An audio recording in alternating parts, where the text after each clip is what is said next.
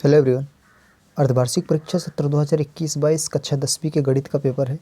इसके आंसर आपको बताएंगे। देखिए, सही विकल्प चुनिए का पहला है, दो संख्याएं ए और बी इस प्रकार है कि ए गुणे बी का मान 32 दिया है और एलसीएम दिया है 8, तो एचसीएफ क्या हो जाएगा? देखिए 4 हो जाएगा। ए इसका सही आंसर है, क्योंकि दो संख्याओं का गुणनफल बटे एलसीएम करते हैं, 32 बटे 8 करेंगे तो 4 आ जाएगा, वही एचसीएफ होता है।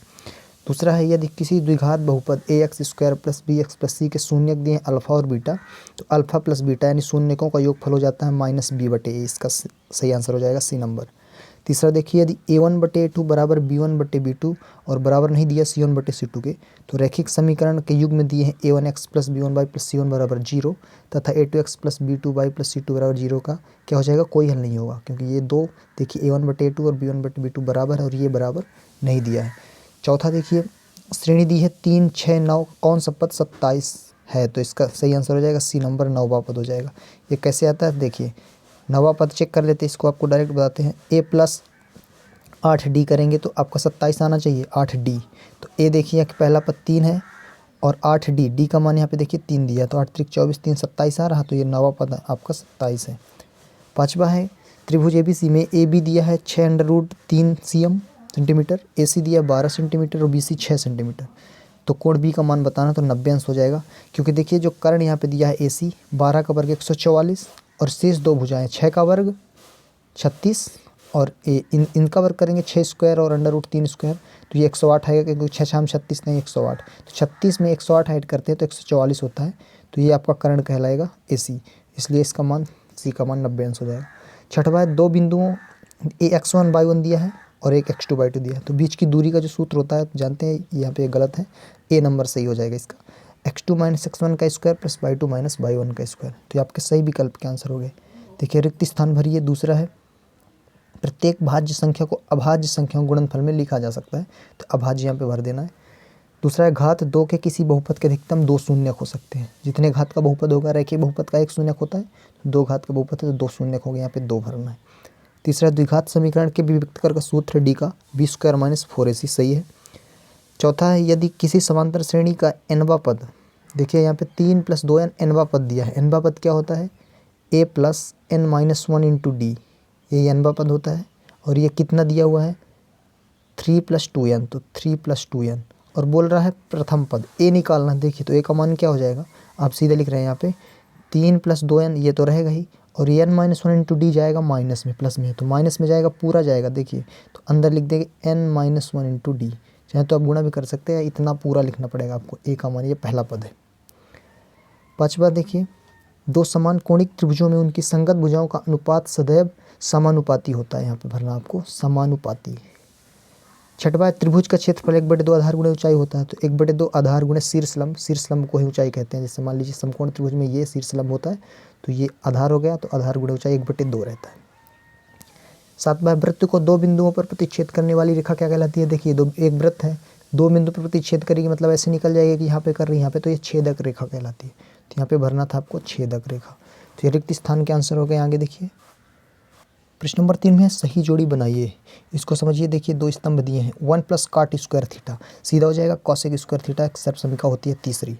सेक थीटा 1/cos थीटा हो जाएगा इसका सही आंसर, 1/cos को सेक लिख सकते हैं। और ये देखिए सर्वसमिका एक दिया है, sin² theta plus cos² theta का मान 1 होता है, एक कहाँ पे? डी नंबर पे, इसका सही आंसर हो जाएगा। tan 60 का मान जानते हैं, √3 होता है, तो बी नंबर इसका उत्तर है। cos 90 - थीटा sin थीटा होता है सूत्र, सी नंबर हो जाएगा। अब यहाँ पे देखिए sin 48 डिग्री, सेक 42 डिग्री दिया है, और cos 48 और cosec 42, इसका 2 हो जाएगा। कैसे हो जाएगा? देखिए इसको भी समझा देते हैं। sin 48 क्या है? sin थीटा, इसको थीटा समझिए, sin थीटा का मान होता है cos 90 - थीटा लिख सकते हैं, तो इसको हम लिख सकते हैं cos 90 - 48, बिल्कुल लिख सकते हैं। sin 48 को cos 90 - 48 लिख सकते हैं। और ये क्या है? 42 है, यानी cos 42 है, तो cos 42 और sec 42 का गुणा क्या हो जाएगा? 1 हो जाएगा। इसी तरह ये 1 हुआ है, ये भी 1 हुआ, तो 1 1 2 हो जाता है, तो इसका आंसर ये हो जाएगा। इसके देखिए प्रश्न नंबर 4 में एक वाक्य में उत्तर दीजिए। पहला दिया है, दिए गए चित्र में बहुपद px के लिए y = px का ग्राफ दिया गया है, तो इसमें शून्यकों की संख्या बतानी है। तो देखिए x अक्ष पे ये जो गया है आपका ग्राफ, ये कहीं पे नहीं कट रहा, तो इसका कोई शून्यक नहीं होगा, तो शून्यकों की संख्या शून्य हो जाएगी। पहले का भरना शून्य लिखना है। दूसरा, रैखिक समीकरण y = mx + 3 में x = -2 और y = 5 है, तो m का मान बताना। तो देखिए मान रख देते हैं, y बराबर तो 5 बराबर एम एक्स, तो एम एक्स, एक्स का मान -2 है और +3 रहेगा ही।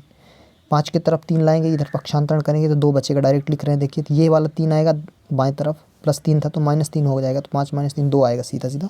और ये 2m है, -2m और -2 को बट्टे में ले आते हैं जब, तो सीधे 1 आ जाएगा, -1 आ जाएगा m का मान। तो m का मान आपको लिखना -1, कितना हो जाएगा -1। तीसरा देखिए, यदि किसी द्विघात समीकरण के विविक्तकर का मान धनात्मक है, यानी b² - 4ac जो विविक्तकर है, तो क्या धनात्मक है मतलब 0 से बड़ा है। तो इसमें क्या कंडीशन होती है, देखिए b² - 4ac का मान यदि 0 से बड़ा होता है तो मूल क्या होते हैं, वास्तविक और असमान होते हैं। इसमें लिखेंगे मूल वास्तविक कैसे होगी प्रकृति, वास्तविक और असमान, लिखेंगे मूल वास्तविक होंगे। चौथा है, क्या सभी वर्ग समरूप होते हैं, तो ये हाँ लिख देना है, हाँ होते हैं। पांचवा है, वृत्त की स्पर्श रेखा वृत्त को कितने बिंदु पर स्पर्श करती है, तो केवल एक बिंदु पर, 1 लिखेंगे। छठवा है, बिंदु दिया है 1 4 और दूसरा है 3 2, इसको मिलाने वाले रेखाखंड के मध्य बिंदु के निर्देशांक बताना है। तो एक्स वाई जो होते हैं उसका सूत्र होता है x1 + x2/2 और y1 + y2/2।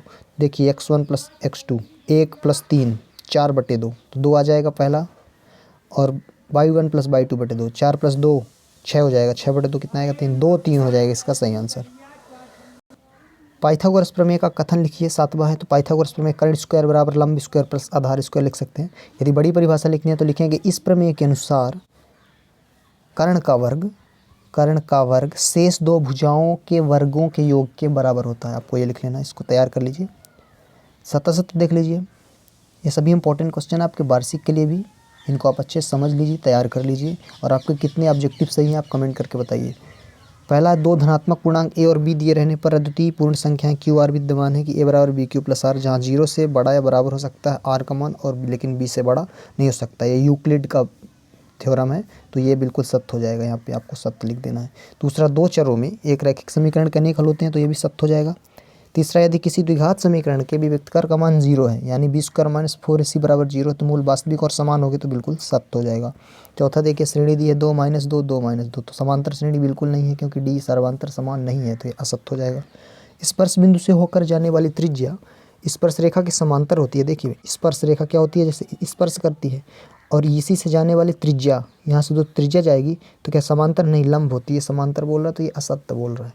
छठवा देखिए, किसी वृत्त के किसी व्यास के सिरों पर खींची गई स्पर्श रेखाएं समांतर होती हैं। इसको समझिए, किसी वृत्त है उसके व्यास से खींची गई, मान लीजिए व्यास हो गया, बीच से जो जाता है वो व्यास कहलाता है, केंद्र से होकर जाता है, तो इस पर खींची गई स्पर्श रेखा, ऐसी स्पर्श रेखा जाएगी तो ये समांतर दिख रही है, तो ये सत्य बोल रहा है, तो ये सत्य हो जाएगा। तो हमने अब आपके ऑब्जेक्टिव करा दिए हैं। आप बताइए, आप कमेंट करके कितने सही हैं, और इनको तैयार कर लीजिए, वार्षिक के लिए भी बहुत पूर्ण प्रश्न है ये।